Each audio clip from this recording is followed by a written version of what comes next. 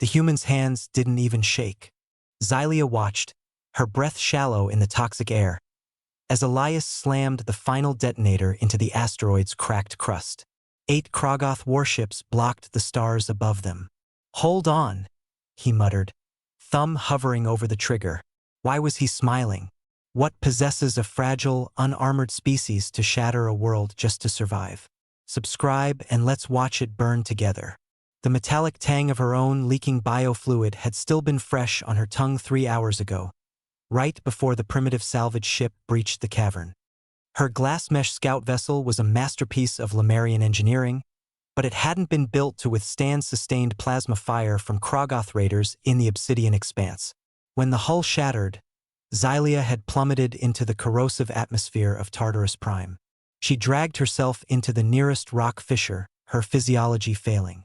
Her normally translucent skin had flushed a deep, bruised violet, the biological distress signal of her people. She was prepared to die in the dark. Then came the noise, an engine, sputtering and violently loud, defying every stealth protocol she knew. A human male had lumbered into the cave, clad in a patched environmental suit that looked held together by industrial adhesives. He hadn't asked for clearance. He had simply scooped her up, ignoring the caustic residue eating at his gauntlets, and hauled her into the belly of a vessel he affectionately referred to as the rust bucket. In his cramped medical bay, Xylia watched him work. The air in the ship smelled intensely of oxidized iron and roasted synthesized proteins. He lacked precision medical tools. Instead, he stabilized her ruptured biosuit using expanding structural foam and a roll of reinforced gray adhesive tape. It was a chaotic application of force. It was profoundly unscientific. If you are fascinated by the reckless ingenuity of humanity, make sure to subscribe so you never miss a survival log. "You're leaking," Elias had observed, wiping grease from his visor. He tapped the pressure gauge on her makeshift patch. "That'll hold. Probably." Xylia's pulse slowed to a manageable rhythm. As the pain receded, a faint ripple of bright green, a fleeting, rare biological indicator of pure joy she hadn't felt since childhood, flashed across her forearm. Elias didn't notice the color shift. He was already pacing, his eyes glued to the proximity scanners. The console screamed. 8 massive signatures materialized in orbit. The Krogoth fleet had arrived, locking down the airspace. A calculated blockade. Statistically, there was 0 probability of outrunning them in a heavily damaged salvage hauler.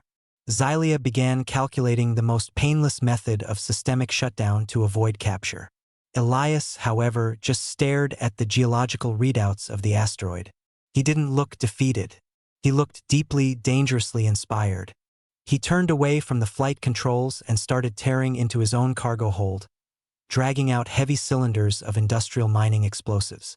The human was planning something completely outside the bounds of rational tactical doctrine.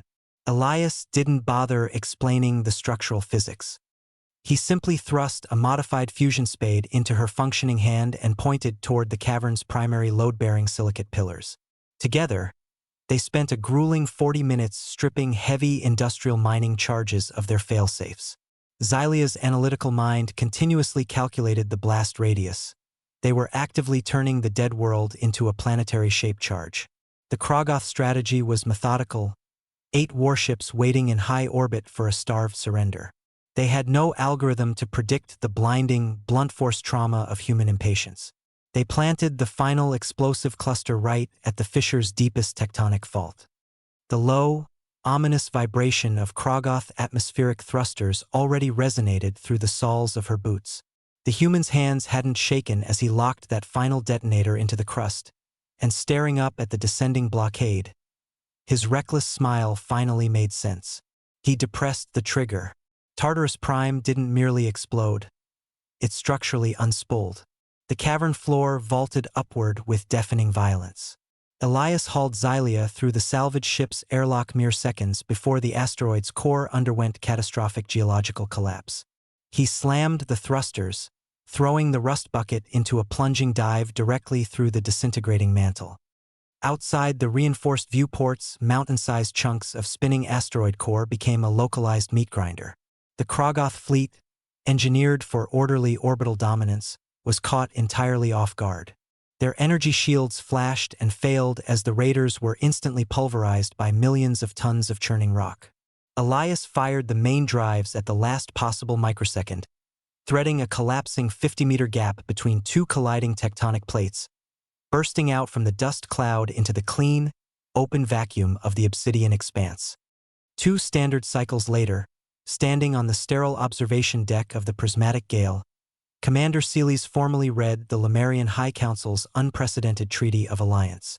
Elias stood beside Xylia, absently digging engine grease out from under his fingernails. Xylia looked at the pristine, highly logical warships of her people, then turned her gaze to the battered, leaking salvage hauler docked in the immaculate bay. She reached for the datapad to sign her official crew transfer manifest. As her fingers brushed the glowing screen, her translucent skin flushed a brilliant, radiant green. It wasn't a fleeting echo of childhood anymore, but a steady, thrumming reaction to the sheer, unpredictable chaos to come. Would you trade a perfect, predictable life for a universe of bright green chaos? Subscribe to the logs, because tomorrow we're taking the rust bucket into a gravity well that eats stars.